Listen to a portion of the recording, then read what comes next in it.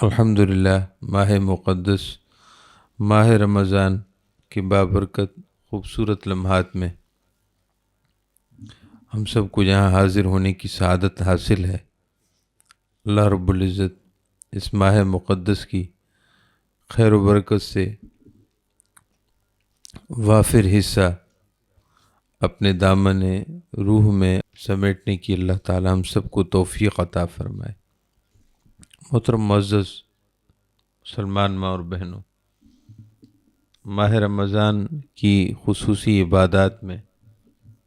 روزے کو بنیادی اہمیت حاصل ہے، اور ماہ رمضان روزوں کی وجہ سے ہی پہچانا جاتا ہے، اور حقیقت میں دیکھا جائے تو ماہ رمضان کئی عبادات کا جامع ہے۔ ماہ رمضان میں کئی عبادتیں اللہ پاک نے ہمارے لیے جمع فرما دی ہیں۔ اس ماہ مقدس میں روزے تو رکھتے ہی ہیں، ساتھ میں قرآن پاک کو اللہ پاک نے جوڑ دیا ہے، اور خود قرآن پاک کا نازل ہونا بھی ماہ رمضان میں ہوا ہے، جیسا کہ آپ نے آیت طیبہ سماعت فرمائی تھی کہ اللہ پاک نے ارشاد فرمائے کہ انا انزلناہ فی لیلۃ القدر، یقیناً ہم نے اس قرآن کو شب قدر میں اتارا ہے، اور شب قدر یقیناً وہ ماہ رمضان ہی میں ہے۔ ماہ رمضان صدقہ و خیرات کا مہینہ بھی ہے۔ ماہ رمضان شہر المواسات ہے، حدیث پاک میں ہے کہ یہ شہر المواسات ہے، باہمی خیر خواہی کا مہینہ ہے،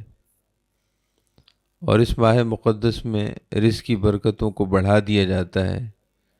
کہ حدیث پاک میں آیا ہے کہ یہ وہ مہینہ ہے جس میں مومن کا رزق، صاحب ایمان کا رزق بڑھا دیا جاتا ہے۔ یہ وہ ماہ مقدس ہے کہ جس میں راتوں کے قیام کو بھی اللہ تعالیٰ نے شامل فرما دیا ہے۔ حدیث پاک میں ہے کہ اللہ تعالیٰ نے تم پر اس ماہ مقدس کے روزے فرض کیے ہیں، اور اس کی راتوں کا قیام تمہارے لیے تطوع بنا دیا ہے۔ تطوع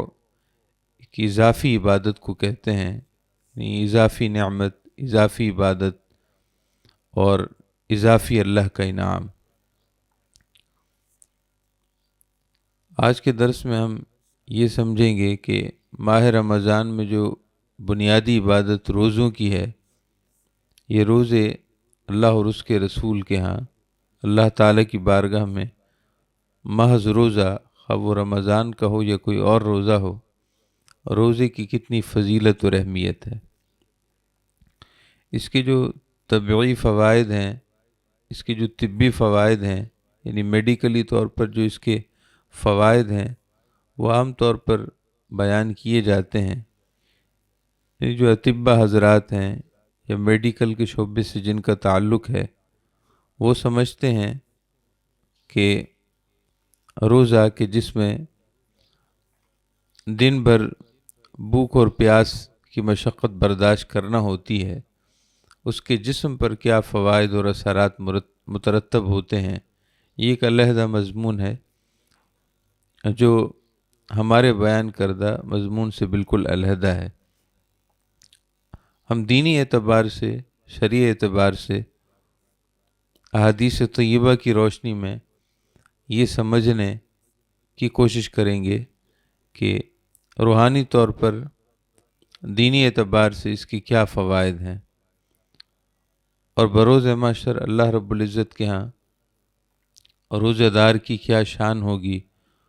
اور جس نے اللہ کی رضا کے لیے روزہ رکھا ہو، بھوک اور پیاس برداشت کی ہو، وہ اللہ اور اس کے رسول کے ہاں کیا مرتبہ پائے گا۔ بڑی مشہور و معروف حدیث پاک ہے کہ اللہ رب العزت نے روزے کے بارے میں ارشاد فرمایا ہے، حدیث قدسی میں ہے، اللہ تعالیٰ نے روزے کے بارے میں ارشاد فرمایا ہے کہ روزہ خاص میرے لیے ہے۔ صحیح بخاری، صحیح مسلم اور دیگر صحاح کی حدیثوں میں یہ الفاظ مبارک وارد ہوئے ہیں۔ سیدنا ابو ہریرہ رضی اللہ تعالیٰ عنہ سے روایت ہے، رسول اکرم سرور دو عالم صلی اللہ علیہ وسلم نے ارشاد فرمایا، قال اللہ عز وجل، کہ اللہ تعالیٰ یہ ارشاد فرماتا ہے، کل عمل ابن آدم لہو الا الصوم، انسان کا ہر عمل اس کے لیے ہے سوائے روزے کے، فإنہ لی، کیونکہ روزہ خاص میرے لیے ہے۔ اب یہ بات یہاں سمجھنے کی ضرورت ہے کہ صرف روزہ ہی نہیں بلکہ تمام عبادات وہ اللہ کے لیے ہی ہوتی ہیں۔ عبادت کہلاتی وہی ہے کہ جو نیک عمل اللہ کی رضا کے لیے کیا جائے، اللہ تعالیٰ کا تقرب حاصل کرنے کے لیے اور اس کی رضا جوئی کے لیے، اس کو راضی کرنے کے لیے، اس کی خوشنودی کے لیے، اس کی رحمت کو خوش کرنے کے لیے جو بھی نیک عمل کیا جائے وہ عبادت کہلاتی ہے۔ عبادت ہر اس نیک عمل کو کہیں گے کہ جو اللہ تعالیٰ کی رضا کے لیے کیا گیا ہو۔ سو بظاہر نیک عمل ہو لیکن اللہ تعالیٰ کو راضی کرنا مقصود نہ ہو، اللہ تعالیٰ کی رضا مقصود نہ ہو، تو وہ نیک عمل عبادت نہیں بنتا۔ وہ نیک عمل عبادت نہیں بنتا، بس اس کو ہم اچھا کام کہہ سکتے ہیں لیکن عبادت نہیں کہہ سکتے۔ مثلا ایک شخص نے اگر کسی دوسرے کی مالی معاونت کی ہے، مدد کی ہے، اور مقصد اللہ کی رضا نہ ہو، تو وہ ایک اچھا عمل ضرور ہے مگر عبادت نہیں ہے، اس کو عبادت نہیں کہہ سکتے۔ لیکن اگر کسی کے ساتھ مالی معاونت کی ہو یا جسمانی معاونت کی ہو، اس کے کام آیا ہو، مقصد یہ ہو کہ اس شخص کا کام ہو جائے گا، اس شخص کی ضرورت پوری ہو جائے گی، یہ خوش ہوگا تو اللہ خوش ہو جائے گا، اس کو خوشی پہنچانے کا مقصد اور اس کو راحت پہنچانے کا مقصد یہ ہے کہ اللہ مجھ سے راضی ہو جائے، تو پھر یہ نیک عمل بن جائے گا اور یہ نیک عمل پھر عبادت کہلائے گا۔ تو محترم معزز مسلمان ماں اور بہنوں، تمام عبادات، خواہ وہ نماز ہو یا صدقہ و خیرات ہو یا دیگر عبادات و طاعات ہوں، بشمول روزے کے، یہ سب اللہ ہی کے لیے ہوتے ہیں۔ لیکن حدیث پاک کے یہ جو الفاظ ہیں کہ الصوم لی، حدیث پاک میں کہ اللہ تعالیٰ ارشاد فرماتا ہے کہ روزہ یہ میرے لیے ہے، اس کا مطلب یہ ہے کہ روزہ خاص میرے لیے ہے، روزے کو خاص میرے ساتھ نسبت ہے۔ جملہ عبادات میرے لیے ہیں مگر روزے کو خاص میرے ساتھ نسبت ہے، روزہ خاص میرے لیے ہے۔ تو روزے کی عبادت کو اللہ تعالیٰ نے اپنی طرف منسوب کر کے اس کے کمال کو، عروج کو بڑھا دیا ہے کہ یہ خاص میرے لیے ہے۔ فَإِنَّهُ لِي وَأَنَا أَجْزِي بِهِ، اور میں ہی اس کی جزا دوں گا۔ تو وہی بات ہے کہ جزا بھی، سارے نیک اعمال کی جزا اللہ پاک ہی نے دینی ہے اور وہی دینے والا ہے، لیکن روزے کے بارے میں فرمانا کہ میں اس کی جزا دوں گا، اس کا مطلب یہ ہے کہ اس کی جزا اور انعام بھی خاص ہوگا۔ اس کی جو جزا ہے، انعام ہے، جو اس کا اجر ہے، جو اس کا صلہ ہے، وہ بھی خاص ہوگا۔ تو وہ خاص صلہ کیا ہوگا، اس کا ذکر دیگر احادیث میں آیا ہے۔ اس کا خاص صلہ وہ قیامت کے دن ظاہر ہوگا جب روزہ داروں کو اللہ تعالی جنت میں خاص دروازے سے داخل فرمائے گا۔ عام دروازوں سے وہ داخل نہیں ہوں گے، کیونکہ روزہ خاص اللہ کے لیے تھا اور اس کی جزا خاص اللہ پاک نے دینے کا وعدہ فرمایا ہے، تو جنت کا داخلہ ہی علیحدہ ہو جائے گا، جنت میں ان کا داخلہ ہی شان سے ہوگا۔ جنت کی نعمتیں تو اپنی جگہ ہیں، ان کا داخل جنت ہونا، ان کا جنت میں داخل ہونا ہی علیحدہ ہوگا، سب سے جدا ہوگا کہ وہ باب الریان سے داخل ہوں گے۔ اور پھر جب جنت پہنچیں گے تو انہیں جو خاص جزا ہوگی وہ تو ایک علیحدہ ہے۔ اللہ تعالیٰ انہیں سیراب فرما دے گا، اللہ تعالیٰ ان کی روحوں کو اپنے دیدار کے شرف سے مالا مال فرمائے گا، اور انہیں اس شان کے ساتھ اللہ کا دیدار ہوگا کہ ان کی روحیں سیراب ہو جائیں گی، ان کی روحیں اللہ تعالیٰ کے دیدار سے اس طرح مالا مال ہوں گی کہ وہ سیراب کر دی جائیں گی۔ یہ وہ خاص جزا ہے جس کا ذکر حدیثوں میں آتا ہے کہ اللہ پاک کا یہ فرمانا کہ روزہ خاص میرے لیے اور میں اس کی خاص جزا دوں گا۔ تو خاص جزا جنت میں علیحدہ شان کے ساتھ داخل ہونا اور ان کی روحوں کو دیدار الہی کے شرف سے مالا مال کیا جانا، یہ خاص جزا ہے۔ حدیث پاک یہ مکمل آپ سماعت فرمائیں کہ آپ صلی اللہ علیہ وسلم نے ارشاد فرمائے کہ والصیام جنۃ، روزہ ڈھال ہے، فَإِذَا كَانَ يَوْمُ صَوْمِ أَحَدِكُمْ فَلَا يَرْفُثْ وَلَا يَصْخَبْ، جب تم میں سے کسی ایک کے روزے کا دن ہو، یعنی اس نے روزہ رکھا ہو، تو اسے چاہیے کہ وہ کوئی ایسی بات نہ کرے جو حیا سوز ہو، حیا کے خلاف ہو، کوئی ایسی بات نہ کرے کہ جو حیا کے خلاف ہو، ولا یصخب، اور کسی سے جھگڑا نہ کرے،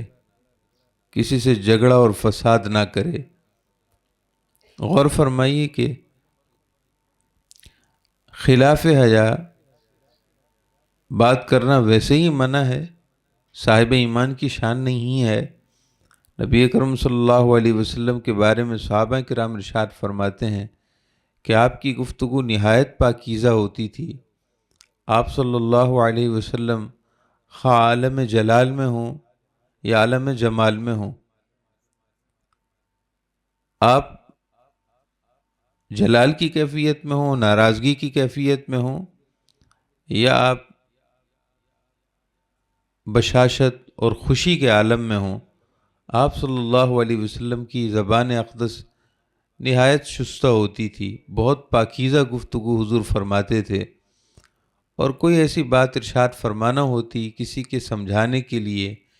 یا کسی کو ترغیب کے لیے یا اپنی ناراضگی کا اظہار فرمانے کے لیے یا اس کی کسی غلطی پر اس کو متنبہ کرنے کے لیے یا کوئی شرعی مسئلہ سکھانا اور سمجھانا مقصود ہوتا، تو آپ صلی اللہ علیہ وسلم ایسے الفاظ کا چناؤ کرتے تھے، ایسے مبارک الفاظ زبان اقدس پر لاتے تھے جو اشاروں اور کنایوں میں اور پردے میں رہ کر بات ارشاد فرماتے تھے۔ سید عائشہ فرماتی ہیں رضی اللہ تعالی عنہا کہ آپ صلی اللہ علیہ وسلم بازاروں میں بلند آواز سے گفتگو فرمانے والے نہیں تھے۔ آپ صلی اللہ علیہ وسلم بہت زیادہ صاحب حیا اور صاحب شرم اور صاحب حیا تھے۔ سیدہ عائشہ کے الفاظ ہیں رضی اللہ تعالی عنہ، صحیح حدیث ہے، صحیح بخاری صحیح مسلم شریف میں ہے کہ ایک کنواری خاتون، غیر شادی شدہ کنواری خاتون، جس کا شرم و حیا ایک مثالی شرم و حیا ہوتا ہے، ارشاد فرمائے کہ رسول اکرم صلی اللہ علیہ وسلم ایک غیر شادی شدہ کنواری خاتون سے بھی زیادہ صاحب عفت اور صاحب حیا تھے۔ اس قدر آپ کی طبع مبارک میں، آپ کی طبیعت مبارکہ میں اس طرح شان حیا کا نور جھلکتا تھا۔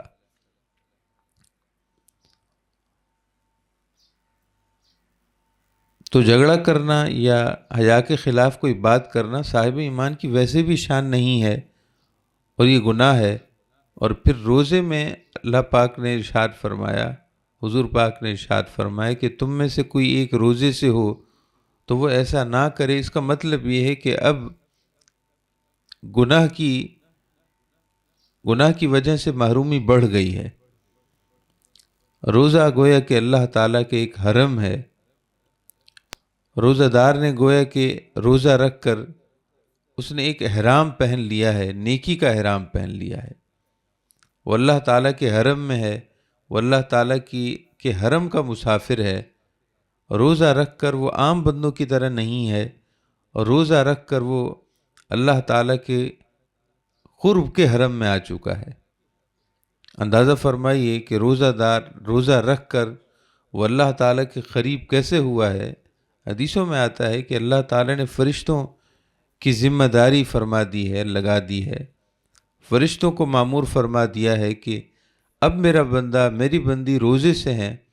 لہٰذا تم ان کے لیے بخشش اور مغفرت کی دعا شروع کر دو۔ تستغفر لهم الملائکہ، روزہ داروں کے لیے اللہ تعالیٰ کے فرشتے استغفار کرتے ہیں۔ تستغفر لهم الحیتان، روزہ داروں کے لیے سمندر دریا کی مچھلیاں مغفرت کی دعا کرتی ہیں۔ روزہ دار اب عام نہیں رہا بلکہ خاص ہو گیا ہے۔ روزہ دار جب اس نے روزہ رکھا ہے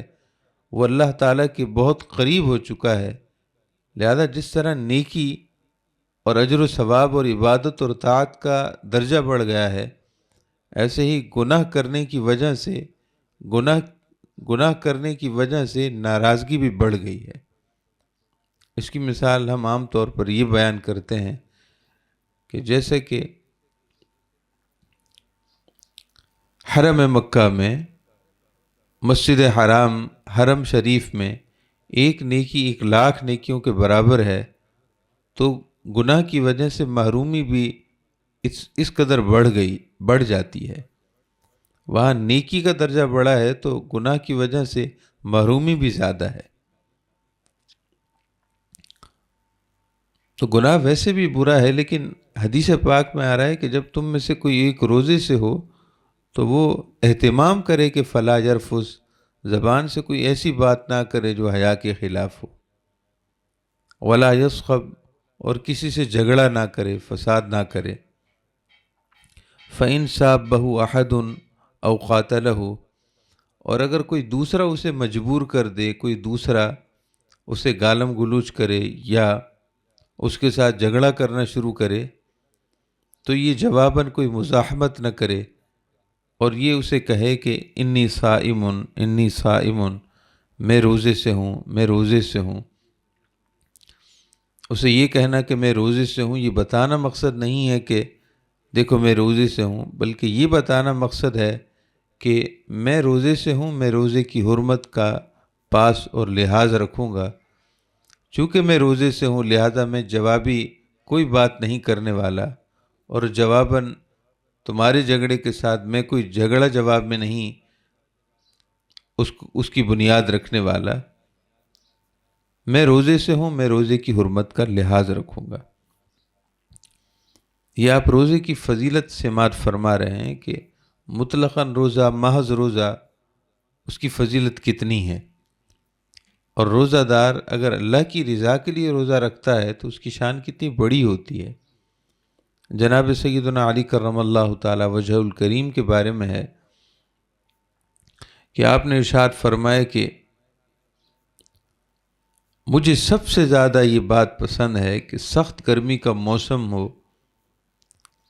شدید گرمی کا موسم ہو، اور میں اللہ کی رضا کے لیے روزے سے ہوں اور پیاسا ہوں۔ مجھے یہ بات پسند، سب سے زیادہ پسند مجھے یہ ہے کہ میں روزے کی حالت میں، سخت گرمی کے موسم میں روزے کی حالت میں سخت پیاس سے گزر رہا ہوں، یہ مجھے سب سے زیادہ پسند ہے۔ اب آپ اندازہ فرمائیے کہ بظاہر تو ایک یہ مشقت اور تکلیف ہے، سخت پیاسا ہونا بظاہر ایک تکلیف دہ امر ہے، لیکن جناب سیدنا علی کرم اللہ تعالی وجہ الکریم فرما رہے ہیں کہ مجھے سب سے زیادہ پسند ہے، تو وہ پسند تکلیف نہیں ہے، اس تکلیف کی وجہ سے جو اللہ تعالیٰ کی رضا مل رہی ہے وہ اسے پسند فرما رہے ہیں۔ چونکہ وہ تکلیف، پیاس والی تکلیف، وہ وسیلہ ہے اور بہانہ ہے اور ذریعہ ہے اللہ تعالیٰ کی رضا کو ملنے کا، تو جو چیز اللہ تعالیٰ کی رضا کے حصول کا ذریعہ بنے، خواہ وہ تکلیف ہی کیوں نہ ہو، وہ انہیں پسند ہے۔ یہی صلحاء کی شان ہوتی ہے، اولیاء کی شان ہوتی ہے کہ وہ ان راستوں سے بھی محبت کرتے ہیں، انہیں وہ چیزیں بھی پسند ہوتی ہیں، انہیں وہ وسائل اور انہیں وہ ذرائع اور وہ چیزیں بھی انہیں پسند ہوتی ہیں جو انہیں اللہ کی طرف لے جاتی ہیں، جو انہیں اللہ تعالیٰ کے، ان کے لیے اللہ تعالیٰ کے قرب کا ذریعہ بنے، اللہ تعالیٰ تک پہنچنے کا ذریعہ بن رہی ہوں، خواہ وہ چیزیں تکلیف دہ ہی کیوں نہ ہوں، مگر وہ انہیں پسند ہوتی ہیں۔ تو آپ صلی اللہ تعالیٰ علیہ وسلم نے ارشاد فرمایا کہ والذی نفس محمد بیدہ، اس ذات کی قسم جس کے دست قدرت میں مجھ محمد کی جان ہے صلی اللہ علیہ وسلم، لخلوف فم الصائم اطیب عند اللہ من ریح المسک، کہ روزہ دار کے منہ سے آنے والی بو وہ اللہ تعالیٰ کے ہاں مشک جیسی اعلیٰ خوشبو سے بھی زیادہ پسندیدہ ہے۔ للصائم فرحتان یفرحہما، روزہ دار کے لیے دو فرحتیں ہیں۔ فرحت کا مطلب ہوتا ہے راحت، خوشی۔ روزہ دار کے لیے دو فرحتیں ہیں، دو راحتیں ہیں، دو خوشیاں ہیں۔ اذا افطر فرح بفطرہ، ایک خوشی اس وقت ہے جب وہ روزہ افطار کرتا ہے، روزے کے افطار کے وقت کی خوشی، ایک خوشی یہ ہے۔ وَإِذَا لَقِيَ رَبَّهُ فَرِحَ بِصَوْمِهِ، اور جب قیامت کے دن وہ اپنے رب سے ملاقات کرے گا تو اپنے روزے کی وجہ سے ایک خوشی اس وقت اسے ملے گی۔ توجہ طلب بات ہے اور نہایت قابل سماعت بات ہے۔ آپ صلی اللہ علیہ وسلم دو خوشیوں اور دو راحتوں کا ذکر فرما رہے ہیں۔ ایک راحت روزے کے افطار کے وقت کی ہے اور ایک راحت اللہ تعالیٰ سے ملاقات کے وقت کی ہے۔ جو روزے افطار کے وقت کی خوشی ہے وہ جسمانی خوشی ہے، وہ ایک مادی خوشی ہے کہ بھوک اور پیاس کی جو تکلیف ہے، ظاہر ہے اس تکلیف میں سے جب نجات ملے گی یا اس تکلیف سے جب چھٹکارا ملے گا تو جسم کو راحت ملے گی، انسان طبعی طور پر خوش ہوگا کہ اسے ایک راحت اور سکون ملا ہے۔ روزے افطار کے وقت جو خوشی ہے وہ جسمانی خوشی ہے، وہ جسم کو ملنے والی خوشی ہے، اور قیامت کے دن جب رب سے ملاقات ہوگی اس وقت کیا خوشی ہوگی؟ اس وقت خوشی یہ ہوگی کہ اللہ رب العزت نہ صرف اپنی ملاقات کا شرف دے گا بلکہ اپنی زیارت سے بھی مالا مال فرمائے گا۔ یہ روزہ دار کے لیے قیامت کے دن کی خوشی ہے، لقاء رب کے وقت، کہ رب سے ملاقات کے وقت صرف ملاقات نہیں ہوگی بلکہ فرح بصومہ،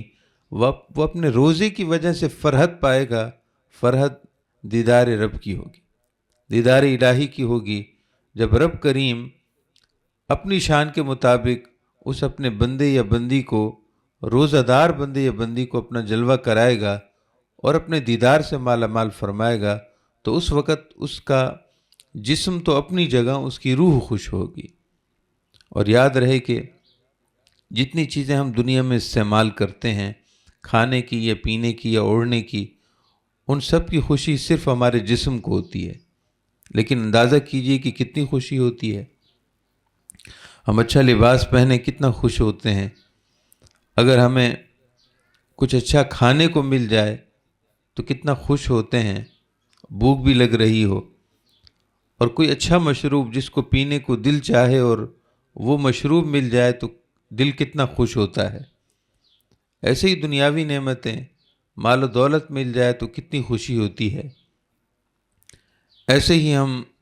کہیں سیر و تفریح کے لیے جائیں اور خوبصورت مناظر کو دیکھیں تو آنکھوں کے راستے جسم کو خوشی ملتی ہے۔ دل سوز پرکیف آواز سنیں تو کانوں کو خوشی ملتی ہے۔ یہ سب خوشیاں جسمانی خوشیاں ہیں، مگر کس قدر لذت افروز ہوتی ہیں۔ اندازہ کیجئے کہ انسان کی جو اصل ہے وہ روح ہے، اس کو ملنے والی خوشی کی کیا بات ہے۔ اور جنت کی جتنی نعمتیں ہیں وہ جسم کے ساتھ ساتھ انسان کی روح کو خوش کریں گی،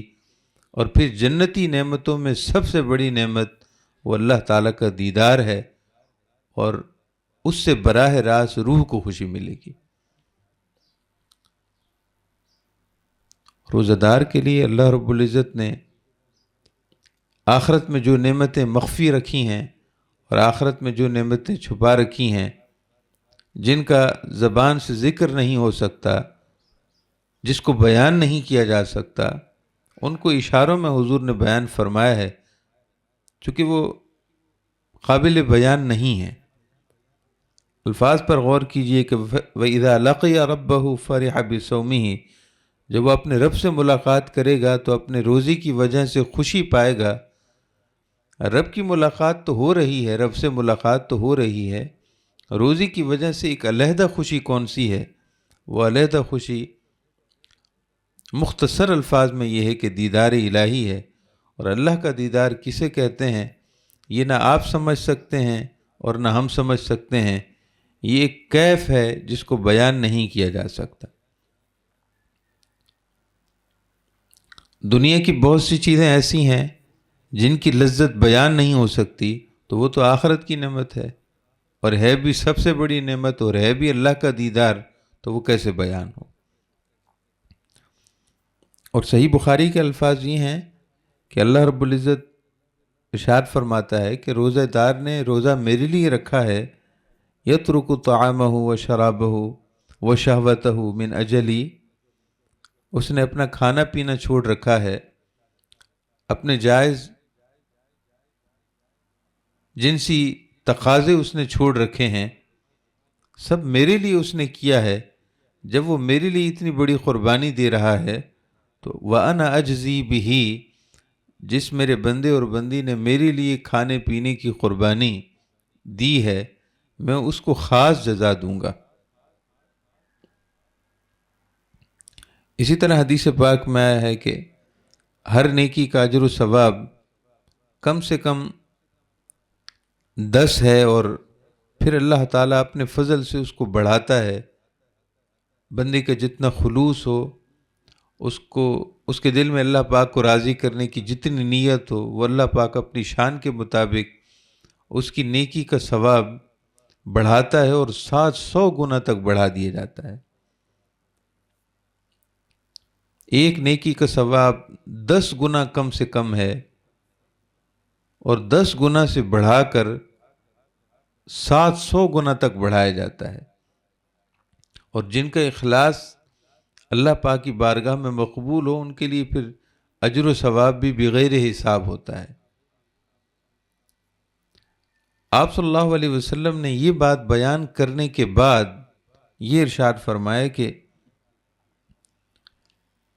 الا الصوم، سوائے روزے کے۔ نیکیوں میں یہ کہ اس کا ثواب 10 گنا سے 700 گنا تک بڑھایا جاتا ہے، یہ دیگر عبادات کے لیے سوائے روزے کے، کہ روزے کے بارے میں اللہ کا یہ ارشاد ہے فَإِنَّهُ لِي، روزہ خاص میرے لیے ہے، وَأَنَا أَجْزِي بِهِ، اور میں ہی اس کی خاص جزا دوں گا، میں اس کی جزا دوں گا، میں اس کی خاص جزا عطا فرماؤں گا۔ محترم معزز مسلمان ماں اور بہنوں، اس کے علاوہ بھی اس پر بہت کچھ احادیث طیبہ بیان کی جا سکتی ہیں، لیکن یہاں توجہ طلب جو بات ہے وہ یہ ہے کہ روزے کی یہ ساری خیر و برکت اس وقت صحیح معنوں میں ملتی ہے جب ہم روزے کی حرمت کا لحاظ رکھیں، روزے کے تقدس کا خیال رکھیں، روزے کی حرمت اور اس کے تقدس کے حرم کو پامال نہ کریں، اور روزے کی حرمت کا لحاظ نہ رکھنا یہ ہے کہ روزہ ہونے کے باوجود گناہوں کے سلسلے کو جاری رکھا جائے۔ یہ روزے کی خیر و برکت کو یہ چیز ختم کر دیتی ہے۔ ہم نے روزہ بھی رکھا ہو اور اللہ نہ کرے ہم غیبت بھی کر رہے ہوں، ہم نے روزہ بھی رکھا ہو اور پھر ہم نے چغل خوری بھی شروع کر دی ہو، روزہ بھی رکھا ہو اور اس کے ساتھ ساتھ اللہ نہ کرے زبان میں شائستگی نہ ہو، زبان میں شستگی نہ ہو، زبان پر ایسی باتیں ہم لا رہے ہوں جو اللہ رب العزت کو ناراض کرنے والی ہوں۔ نبی اکرم سرور دو عالم صلی اللہ تعالی علیہ وسلم نے ارشاد فرمایا کہ جس نے ماہ رمضان کے روزے رکھے اور اس کی حدود کو پہچانا، یعنی اس کی حرمت کا لحاظ رکھا، وَتَحَفَّظَ مَا يَنبَغِي لَهُ أَن يَتَحَفَّظ، اور جن چیزوں کی حفاظت کرنی چاہیے اس نے ان چیزوں کی حفاظت کی، کفر ما قبلہ، تو اس شخص کے گزشتہ گناہوں کو اللہ تعالیٰ مٹا دے گا، معاف فرما دے گا۔ نبی اکرم سرور دو عالم صلی اللہ تعالی علیہ وسلم نے ارشاد فرمایا، روزہ ڈھال ہے اور یہ دوزخ کی آگ سے ڈھال ہے۔ روزہ ڈھال ہے یعنی جس شخص نے روزہ رکھا ہو گویا کہ اس نے اللہ تعالیٰ کی طرف سے ایک ڈھال اس کو عطا کی گئی ہے، اور یہ جنت من النار ہے، دوزخ کی آگ سے اسے بچانے والی ہے۔ روزہ ایک ایسی ڈھال ہے جو اسے دوزخ کی آگ سے اس کے لیے بچاؤ کا کام دے گی، اسے دوزخ کی آگ سے اسے محفوظ رکھے گی، بشرطے کہ اس کو ناکارہ نہ بنایا جائے، اس کو بیکار نہ کیا جائے، روزے کی ڈھال کو اس کو بیکار اور بے مقصد نہ بنایا جائے۔ اور پھر صحابہ نے پوچھا، یا رسول اللہ صلی اللہ علیہ وسلم، روزے کی خیر و برکت کو، روزے کی ڈھال ہونے کو کون سی چیز بیکار کر دیتی ہے؟ تو ارشاد آپ صلی اللہ علیہ وسلم نے پھر چند گناہوں کا ذکر فرمایا، اس میں غیبت کا ذکر سر فہرست ہے، اس میں جھوٹ کا ذکر ہے، الکذب، جھوٹ کا ذکر ہے۔ اور پہلے ہی درس میں آپ کی خدمت میں یہ بات عرض کی جا چکی تھی کہ گناہوں سے بچنا، اس کے لیے بنیادی طور پر جو ٹرک استعمال کی جا سکتی ہے اور گناہوں سے اپنے آپ کو بچانے کے لیے جو ایک دینی حربہ اور دینی ایک راستہ اختیار کیا جا سکتا ہے، وہ یہ ہے کہ کم گفتگو کی جائے، کم بولنے والے افراد سے گناہ کم ہوتے ہیں۔ ایک بالکل مجرب بات ہے جو اولیاء اللہ اور صلحاء کی آزمودہ ہے۔ سیدنا امام غزالی رحمۃ اللہ علیہ نے احیاء العلوم میں اس کو ذکر فرمایا ہے مختلف اولیاء اللہ اور صلحاء کے حوالے سے، اور سیدنا عمر فاروق رضی اللہ عنہ کے بارے میں ہے کہ آپ حالت احرام میں تھے، عمرے کا یا حج کا آپ نے احرام پہنا ہوا تھا، اور آپ صفا و مروہ کی سعی کرنے کے ارادے سے صفا پہاڑی پر تھے، اور آپ اپنی زبان اقدس کو پکڑ کر کھینچ رہے تھے۔ مصاحبین نے عرض کی، دیگر احباب نے عرض کی، اصحاب نے عرض کی، اے امیر المومنین، یہ آپ کیا کر رہے ہیں؟ یہ آپ اپنے آپ کو کیوں تکلیف دے رہے ہیں؟ ارشاد فرمایا کہ اس زبان کی طرف اشارہ کر کے فرمایا کہ اس زبان نے مجھے ہلاکت تک پہنچا دیا ہے۔ یہ ان کی شان تذلل تھی، شان تواضع تھی، ان کی شان خشیت تھی کہ باوجود اس کی کہ ان کی ساری زندگی تقوی اور پرہیزگاری میں گزر گئی، ان کی زندگی کا لمحہ لمحہ خشیت الہی اور رضا الہی سے لبریز تھا، مگر تذلل اتنا تھا کہ اپنے آپ کو اس قدر اللہ تعالیٰ کی بارگاہ میں بے حیثیت تصور کر رہے ہیں اور اپنے بارے میں فرما رہے ہیں کہ اس زبان نے مجھے ہلاکت تک پہنچا دیا ہے۔ حضور سیدنا صدیق اکبر رضی اللہ تعالیٰ عنہ کے بارے میں صحیح روایات میں ہے، آپ بہت کم بولتے تھے، اس قدر کم بولتے تھے کہ بعض دفعہ آپ پتھر منہ میں رکھ لیتے تھے، پتھر منہ میں رکھ لیتے تھے کہ بولنے کا ارادہ کروں تو بھی بغیر تکلف بول نہ سکوں، نہیں بولنے کے لیے بھی مجھے اہتمام کرنا پڑے، اس قدر اپنے آپ کو آپ نے اس طرح کے مراحل سے گزارتے تھے۔ حضور خواجہ صاحب خواجہ خواجگاں حضور خواجہ معین الدین حسن اجمیری سنجری چشتی رحمہ اللہ تعالی علیہ اپنے ملفوظات میں ارشاد فرماتے ہیں، غالباً خراساں کے پہاڑوں میں آپ فرماتے ہیں کہ میری ایک اللہ کے نیک بندے سے ملاقات ہوئی۔ یہ جہاں کا بھی آپ نے ذکر فرمایا کہ میری اللہ تعالیٰ کی ایک نیک بندے سے ملاقات ہوئی،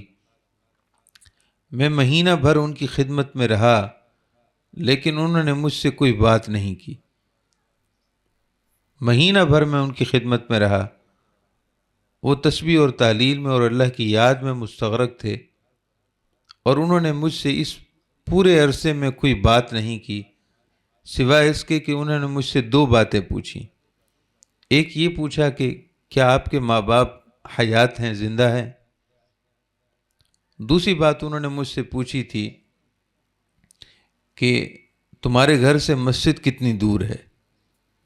آپ فرماتے ہیں کہ یہ دو باتیں انہوں نے کیں اور اس کے بعد رونے لگے اور زار و خطار روئے اور رونے کے بعد فرمانے لگے کہ مجھ پر افسوس ہے کہ میں فضول باتیں کرتا ہوں۔ اندازہ فرمائی کہ مہینے بھر میں انہوں نے یہ دو باتیں کی اور ان میں بھی بظاہر آپ کو اور مجھے کوئی فضول بات نظر نہیں آئے گی، لیکن وہ فرما رہے تھے کہ افسوس ہے مجھ پر کہ میں فضول گوئی میں مصروف ہو گیا، میں اللہ کی یاد سے غافل ہو گیا۔ محترم معزز مسلمان ماں اور بہنوں، زیادہ بولنا یہ زیادہ گناہوں کا پیش خیمہ ہوتا ہے، اور جس قدر گناہ زبان سے ہوتے ہیں، یہ جس قدر گناہوں کی طرف زبان لے جانے والی ہوتی ہے، کوئی دوسرا عضو نہیں ہوتا۔ آپ دیکھیے اپنی زندگی میں مشاہدہ کیجئے، قرب و جوار میں ہمارے قرب و جوار میں بہت سے انسان ہوتے ہیں، کچھ زیادہ بولتے ہیں، کچھ کم بولتے ہیں، غور کر لیجئے کہ کون کتنی عافیت میں ہے، کون کتنا سکون میں ہے۔ آپ غور فرمائیں گے کہ زیادہ بولنے والے وہ زیادہ پریشانی میں ہیں، دینی یا دنیاوی جو بھی پریشانی ہو، بہرحال زیادہ بولنے والے وہ زیادہ ان سے غلطیاں ہو جاتی ہیں، اور کم بولنے والے وہ عافیت میں رہتے ہیں۔ اور ایک بزرگ کا ارشاد ہے، اب حدیث ہے یا نہیں مجھے صحیح یاد نہیں، مگر غالباً امام سمرقندی رحمۃ اللہ تعالی علیہ نے حکماء اور صلحاء کے حوالے سے یہ بات ارشاد فرمائی ہے کہ عبادت کے 10 حصے ہیں، عبادت کے 10 حصے ہیں، عافیت کے 10 حصے ہیں، یعنی عافیت کا مطلب ہوتا ہے سلامتی۔ عافیت کے 10 حصے ہیں اور ان میں سے 9 حصے وہ خاموشی میں ہیں۔ عافیت کے 10 حصے ہیں اور ان میں سے 90% یعنی 9 حصے وہ کم بولنے میں ہیں، اور 1 حصہ عافیت کا وہ عبادت میں ہے۔ حضور اکرم سرور دو عالم صلی اللہ علیہ وسلم کے بارے میں سیدہ عائشہ رضی اللہ تعالیٰ عنہ فرماتی ہیں کہ آپ صلی اللہ علیہ وسلم بہت کم بولتے تھے، اور بعض دفعہ تو آپ اتنا کم بولتے تھے کہ ہمیں لگتا تھا کہ آپ مسلسل خاموش ہی رہیں گے۔ کم بولنے کی وجہ سے مسلسل آپ خاموشی آپ کی بہت طویل چلی جاتی تھی، پھر حضور کچھ گفتگو فرماتے تھے، آپ کی خاموشیاں طویل ہو جایا کرتی تھی۔ تو محترم معزز مسلمان ماں اور بہنوں، روزے کی بڑی خیر و برکت ہے، روزہ دار وہ اللہ تعالیٰ کے حرم خاص میں ہے، اللہ تعالیٰ کے قریب ہے۔ روزہ دار خواہ وہ سو رہا ہو تو بھی اس کے لیے نیکیاں لکھنے کا سلسلہ جاری رہتا ہے۔ تبھی کہا جاتا ہے کہ روزے دار کی نیند بھی عبادت ہے، یعنی بظاہر وہ سو رہا ہے، عبادت نہیں کر رہا، مگر روزے کی عبادت تو جاری ہے، روزے کی عبادت تو اس کی جاری ہے، لہذا نیکیوں کا سلسلہ بھی جاری ہے۔ روزہ دار اس کے لیے اللہ پاک نے جنت کو حکم دے دیا کہ اے جنت استعدی و تزینی، تیار ہو جا، مزین ہو جا، اپنے آپ کو آراستہ کر لے، نعمتوں سے مزید تو مزین ہو جا کہ ان قریب میرے بندے اور بندیاں روزے اور رات کی عبادت کی تھکاوٹ سے،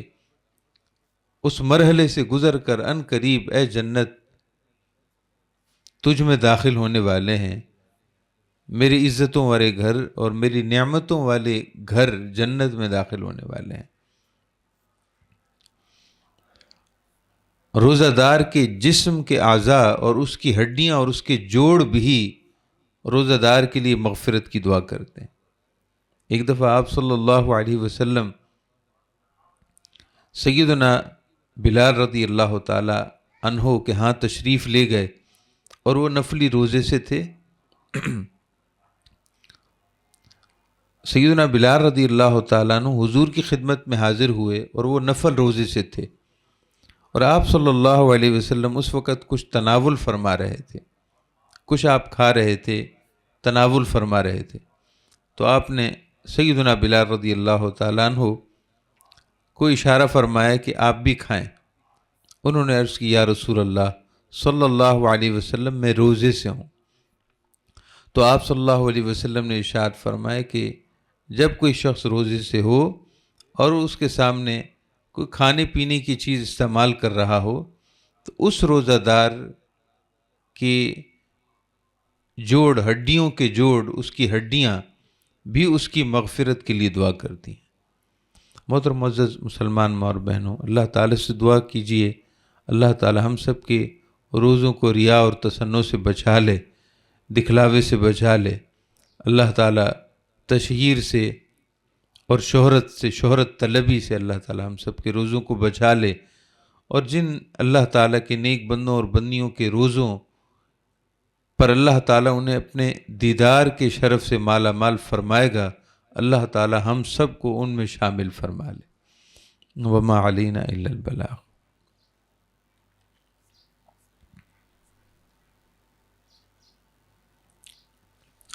دعا فرمائی۔ الحمدللہ رب العالمین، اللہم صلی علی محمد وعلی آل محمد وبارک وسلم۔ یا رب العالمین، یا ارحم الراحمین، ہم سب کی عاجزانہ حاضری کو اپنی بارگاہ میں قبول و منظور فرما، ہم سب کو دونوں جہانوں کی عافیت اور سلامتی عطا فرما۔ یا رب العالمین، ہمیں طاعت اور بندگی کا سلیقہ نصیب فرما۔ یا رب العالمین، ہمیں تیری عبادت کا، تیری رضا حاصل کرنے کا کوئی سلیقہ نہیں۔ یا رب العالمین، جو اہل سلیقہ ہیں، جو سلیقے جانتے ہیں، طریقے جانتے ہیں، یا رب العالمین ان کے وسیلے سے ہم سب کو اپنی رضا جوئی کا رنگ اور ڈھنگ اور سلیقہ نصیب فرما۔ یا رب العالمین، ہم بدکار ہیں، سیاہ کار ہیں، جو کچھ بھی ہیں اللہ تیرے بندے ہیں، تیری بارگاہ کے علاوہ ہمارے پاس کوئی بارگاہ نہیں، تیرے در کرم کے علاوہ ہمارے پاس کوئی در نہیں۔ یا رب العالمین، ہم تیری بارگاہ میں حاضر ہیں، جو کچھ بھی ہیں تیری بارگاہ میں حاضر ہیں۔ یا رب العالمین، اپنے محبوب کریم حضور اکرم سرور دو عالم نور مجسم صلی اللہ علیہ وسلم کا واسطہ وسیلہ ہم سب کو اپنی دائمی رضا عطا فرما، ہم سب سے ہمیشہ ہمیشہ کے لیے راضی ہو جا۔ یا اللہ ایسا راضی ہو جا کہ پھر کبھی ناراض نہ ہو۔ یا رب العالمین، ہم تجھ سے محبت کرتے ہیں اور تیری رضا چاہتے ہیں۔ یا رب العالمین، ہمیں اپنی محبت عطا فرما۔ یا رب العالمین، ہمیں اپنی محبوبیت کے شرف سے مالا مال فرما۔ یا رب العالمین، جسے تو اپنا بنا لے شیطان اسے دور نہیں کر سکتا۔ یا رب کریم، ہم تیری بارگاہ میں عرض گزار ہیں، تو ہمیں اپنا بنا لے، اپنے خاص بندوں میں ہمیں شامل فرما لے، اپنے عبادت گزار بندوں میں، متقی بندوں میں، صالحیت اور تقوی سے آراستہ تیرے بندوں میں ہم سب کو شامل فرما لے یا رب العالمین۔ عفو و عافیت اور سلامتی عطا فرما، ہر قسم کی پریشانیوں سے، تکالیف سے، مصائب و آلام سے، ناگہانی حادثات سے، چھوٹی بڑی بیماریوں سے یا رب العالمین ہم سب کو اپنی حفظ و امان عطا فرما۔ جتنی مائیں بہنیں حاضر ہیں یا رب العالمین سب کی نیک جائز حاجتیں پوری فرما،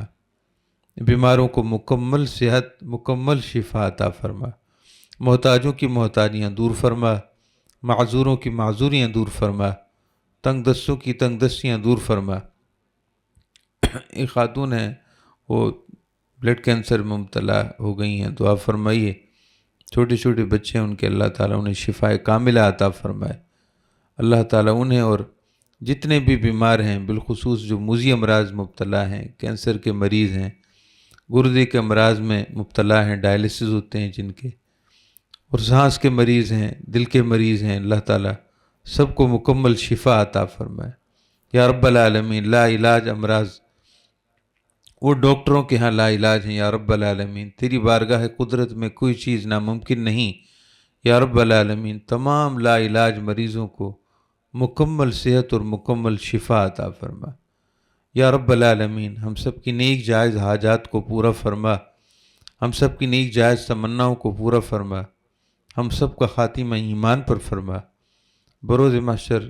آقا دو جہاں صلی اللہ علیہ وسلم جب اپنے دست رحمت سے جام کوثر عطا فرمائیں یا رب العالمین، ہمیں بھی اس شرف سے مالا مال فرما۔ جنت میں ہم سب کو آپ صلی اللہ علیہ وسلم اور آپ کے صحابہ کرام، آپ کے اہل بیت اعظام، اہل بیت اطہار علیہم رضوان کا پڑوس عطا فرما۔ اللہم رب اغفر ورحم انت خیر الراحمین۔ اللہم اعز الاسلام والمسلمین، اللہم انصر الاسلام والمسلمین، اللہم اید الاسلام والمسلمین، اللہم تجاوز عن امت حبیبک الکریم، اللہم اغفر لامت حبیبک الکریم، اللہم ارحم امت حبیبک الکریم۔ یا قدیم الاحسان، یا عظیم السلطان، یا عظیم السلطان، یا قدیم الاحسان، یا دائم النعم، یا باسط الرزق، یا واسع العطایا، یا دافع البلایا، یا واسع الدعا، یا حاضرا لیس بغائب، یا موجودا عند الشدائد، یا خفی اللطف، یا لطیف الصنع، یا مجمل الستر، یا حلیما لا يعجل، یا کریما لا يبخل، اقض حاجاتنا، اقض حاجاتنا، اقض حوائجنا یا رب العالمین۔ وصلی اللہ تعالی علی حبیبہ سیدنا و مولانا محمد وعلی آلہ وصحبہ اجمعین برحمتک یا ارحم الراحمین۔